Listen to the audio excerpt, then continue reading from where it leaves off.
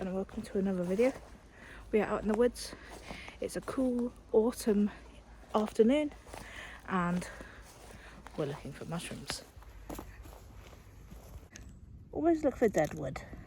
If you find dead wood, always check it because it's probably going to have some sort of mushroom growing on it. What we have here growing on this dead pine is the purple pawed bracket, Trichuntum something. I'll pop the name on the screen down below. I'm not very good at pronouncing the Latin names, but so this is the purple pawed bracket fungus, and it gets its name from the purple colouring of its pores on the underside. This is saprotrophic, so you'll find it growing on dead wood, particularly favouring coniferous trees. So this is a pine stump here, and you can see all around us there's plenty of pine in here. It is not an edible fungus, but it's definitely beautiful and definitely an interesting one to find. We have a dead tree and growing out of the roots we have the classic sulphur tuft. Identify the young sulphur tuft by this sulphurous yellow colouring that it has, and you'll find it growing on dead wood and out of roots of dead or dying trees. This is a poisonous mushroom, so please don't eat this, and it has a couple of lookalikes as well. Hunting for mushrooms, if you can see evidence of mushroom damage, then make sure that you also check the surrounding leaf litter, because you might be lucky and you might find one that's remaining that is not damaged. Straight away I can tell that this is a member of the Russula genus, and I know that because it's got gills that float like almonds when you run your finger across them. This stem will snap like a piece of chalk, and I already know that because these mushrooms here are the same species. And you can see that the surface of the cap can easily be peeled away from the flesh. This is the ochre brittlegill, which is an edible member of the Russula family, and it's a very good spot. This is a very common mushroom here in the UK. However, it does have a poisonous lookalike, which is the geranium brittlegill. Geranium brittlegill, however, will have a floral scent to it, and if you try and eat the geranium brittlegill, it'll be very hot and fiery, and it will make you very sick. This can also be mistaken for the swamp brittlegill. However, the swamp brittlegill is a much brighter yellow and has a sort of glistening appearance to the top of the cap. Yeah, great mushroom. Another very common mushroom. This is also a member of the Russula family, and this is a primrose brittlegill. So again, it has the characteristic flaky gills and snappable like a piece of chalk stem. And this Russula is not edible. However, it does have an edible lookalike, which is the purple brittlegill.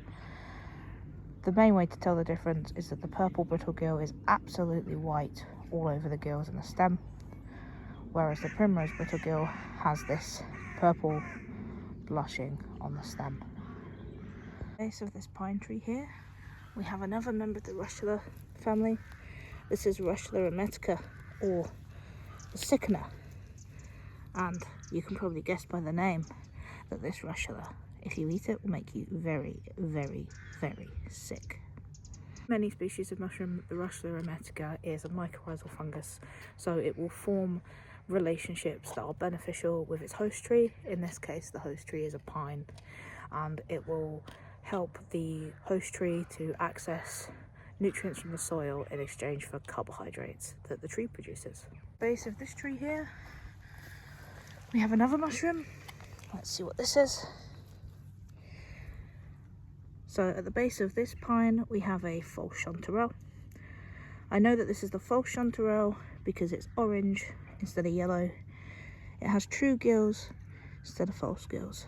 We'll find the false chanterelle growing with pine. It's another mushroom that likes to form beneficial relationships with the pine, but you can find it occasionally in mixed woodlands as well. I've come across a destroyed mushroom, but even though this is destroyed, I can still tell what it is.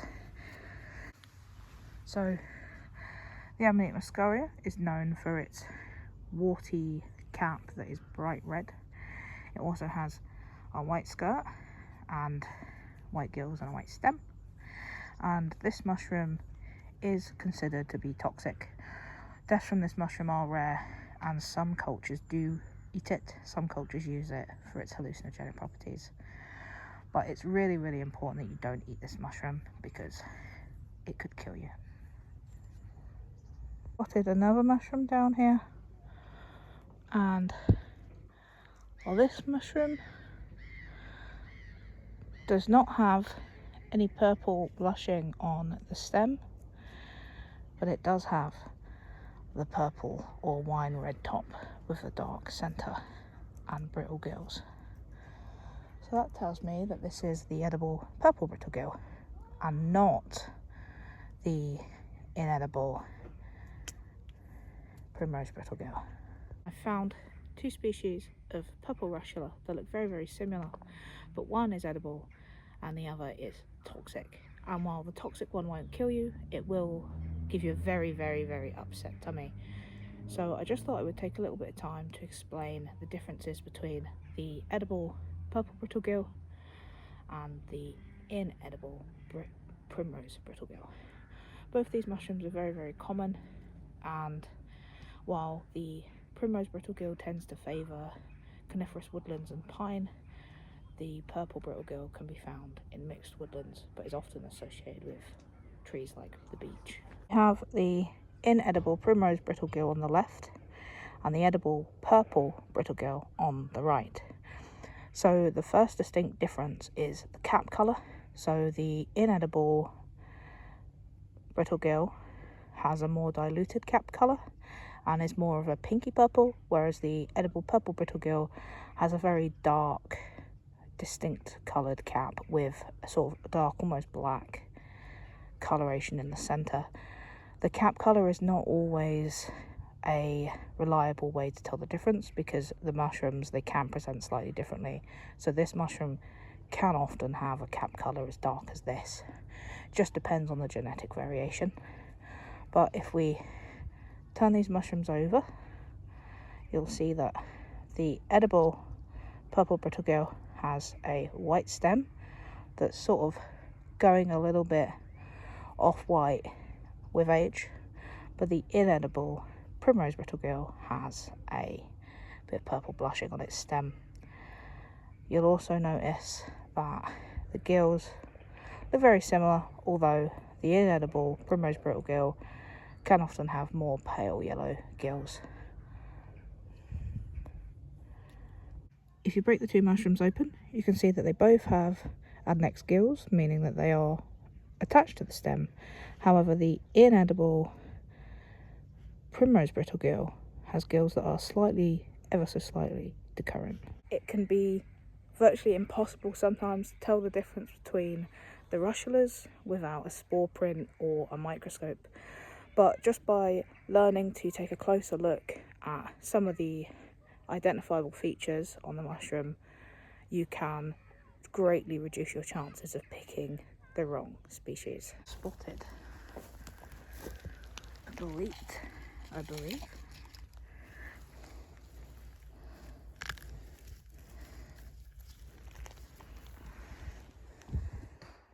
Is a velvet bolete, and there are a couple of reasons why I think that. The first one is because it is growing in association with pine. The second is this sort of brown, strange cap surface. Feels very strange. Also has these yellow pores that bruise when they are damaged. Lots of boletes will bruise blue when their flesh or pores are cut or damaged, but the bruising is not necessarily a sign of toxicity. However, if you are new to this genus, then it's important that you avoid any mushrooms that are blue staining and avoid mushrooms that have red on them as well. Yeah, this is a really lovely find.